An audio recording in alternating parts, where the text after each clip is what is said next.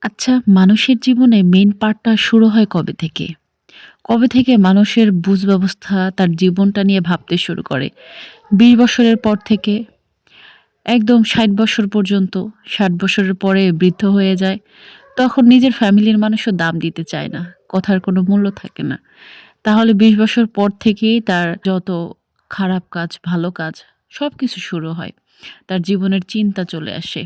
তার জীবনের লক্ষ্য চলে আসে, তাই না? সফলতা বলতে কি বোঝায়? নায়ক রাজ রাজ্জাক কিন্তু সফল। আবার ডক্টর জাকির নায়কও কিন্তু সফল। আচ্ছা, সফলতার সংজ্ঞাটা কি?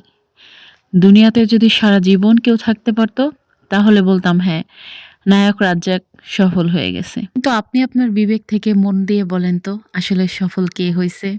কে হবে? কার হওয়া উচিত? আমরা প্রত্যেকটা মানুষের যখন সন্তান হয়, তখনই আমাদের শুরু হয়। কোনটা হালাল, কোনটা হারাম, কোনটা ভালো, কোনটা মন্দ দেখার টাইম থাকে না। বাচ্চাদের জন্য কিছু করে যাইতে হবে। ওদের ভবিষ্যতের জন্য কিন্তু কিছু করে যাইতে হবে। কিন্তু এই বাচ্চারা যখন বড় হয়, বিয়ে করে, তখন বাবা-মার যদি বড় ধরনের রোগ হয়, বাবার ইনকাম করা সম্পত্তি বিক্রি করেও বাবাকে চিকিৎসা করতে চায় না। সেই সন্তানের জন্যই কিন্তু আমরা করার জন্য চেষ্টা করি। হালাল, হারাম কোনো কিছু বাছি না। আসলে দুনিয়াতে উপভোগ করার মতো জীবন ২০ থেকে ৩০ বছর। এর বেশি আপনি উপভোগ করতে পারবেন না।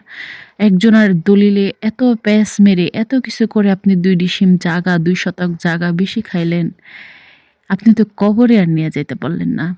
প্রত্যেকটা মানুষ দিনে ঘুম থেকে উঠে রাত পর্যন্ত যতক্ষণ সে না ঘুমায়, সে যদি হিসাব করে যে আমি সারাদিনে কি কাজ করলাম, আমার কথাটা কি হইল, আমার কয়টা কথা সত্যি, কয়টা কথা মিথ্যা, আমি কি করলাম, কয়টা কাজ করলাম, সে কিন্তু নিজেকে আস্তে আস্তে নিজের সাথে যুদ্ধ করে সে ভালো হয়ে যেতে পারে। শাসন করা, নিজেকে শাসন করা সবাই পারে না। যে ব্যক্তি নিজেকে শাসন করতে পারে, নিজের ভুলটা নিজে বুঝতে পারে, সারাক্ষণ নিজের ভুল ধরার চেষ্টা করে যে আমার কি ভুল হইছে, আমি কি অন্যায় করছি, আল্লাহ কি আমার উপর সন্তুষ্ট না? সারাদিনে আমি কাজ তো করলাম, কিন্তু আমার আল্লাহর কাজ কতক্ষণ করলাম? এই যে আমি কাজ করতেছি, আমি যদি মনে মনে পড়ি, দোয়া দরুদ পড়ে জিকির করি আল্লাহকে, আমার কাজ কি থেমে থাকবে? না, আমার ২ টাই হবে। তো প্রত্যেকটা মানুষ যদি তার অন্তরে নিজের লক্ষ্যটা ফিক্সড করে যে আমার লক্ষ্য হচ্ছে জান্নাত। দুনিয়ার জন্য আমি প্রচুর চেষ্টা করব। আল্লাহ দিলে আলহামদুলিল্লাহ, না দিলেও আলহামদুলিল্লাহ।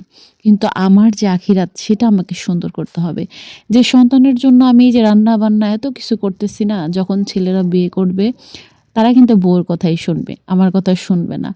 আমাকে টাকা হিসাব করে দিবে। বউর কাছেই তার টাকা পয়সা দিবে। এটাই বাস্তব। আমার হাসব্যান্ড আমার কাছেই টাকা দেয়। আমার শাশুড়ির কাছে দেয় না। তার লাগলে তাকে দেয়। আমার শাশুড়ি আমার শ্বশুর আমার শাশুড়ির কাছে দিছে। আমার দাদির শাশুড়ির কাছে দেয় নাই।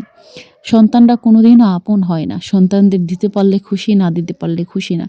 আপনার আপন হচ্ছে আপনার আমল, আপনার আপন হচ্ছে আপনার আল্লাহ, আপনার রব। তারকে আপনি ডাকলে তার কোনো লাভ নাই। তার কোনো উপকারই নাই। আপনার লাভ আছে, আপনার উপকার আছে। আর তাকে না ডাকলে তার কোনো লস নাই। আপনার লস আছে, আপনার আখিরাতের লস আছে।